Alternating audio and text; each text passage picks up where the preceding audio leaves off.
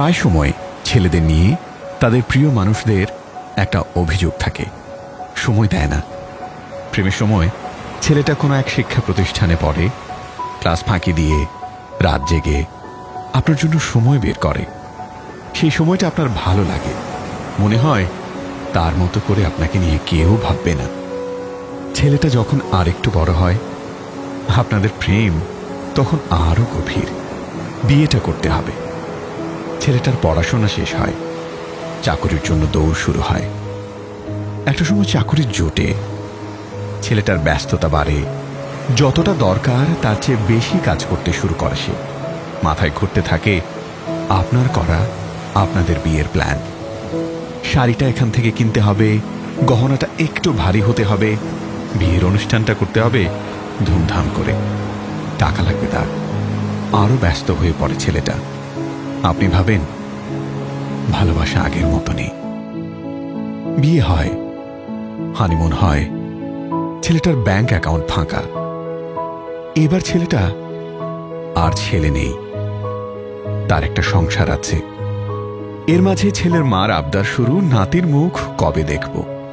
ছেলেটা ভাবতে থাকে বাচ্চা নেওয়ার আগে কিছু টাকা তো জমাতে হবে, কিন্তু চাকরি দিয়ে এত কিছু সম্ভব না। নতুন আইডিয়া খুঁজতে থাকে সে। চাকুরির পাশাপাশি আর কি করা যায়? ছেলেটার মাথায় ভাবনা চলতে থাকে। আপনি ভাবেন মাথায় অন্য কেউ। ছেলেটা ছুটছে আপনাদের জন্য, আর আপনি ভাবছেন তার কাছে আপনি পুরনো হয়ে গেছেন। বাচ্চা আসে, বাচ্চার খাবার, খেলনা, চিকিৎসা সবকিছু নতুন একটা খরচ।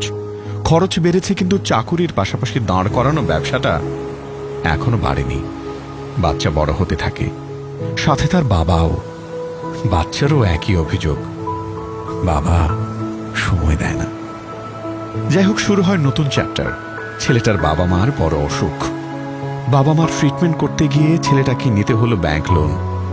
সেই লোন শোধ করতে করতে ছেলেটার জীবন থেকে কত কিছু হারিয়ে যায় সেটা আপনি কিছুটা জানেন, বেশিরভাগই জানেন না। কিন্তু আপনাদের কোনো কিছুর কমতি রাখেনি। বাবা মার চিকিৎসা সেরে ছেলেটার নতুন মিশন, নিজের ছেলেকে ভালো জায়গায় পড়াতে হবে, সম্ভব হলে বিদেশে কোনো বিশ্ববিদ্যালয়ে। চলতে থাকে। ছেলেটা ছেলে থেকে বুড়ো হয়, জানালা কিংবা বারান্দা থেকে আকাশ দেখে। আপনাদের অভিযোগ সময় দেয় না। ছেলেটা সত্যি কি সময় পেয়েছিল?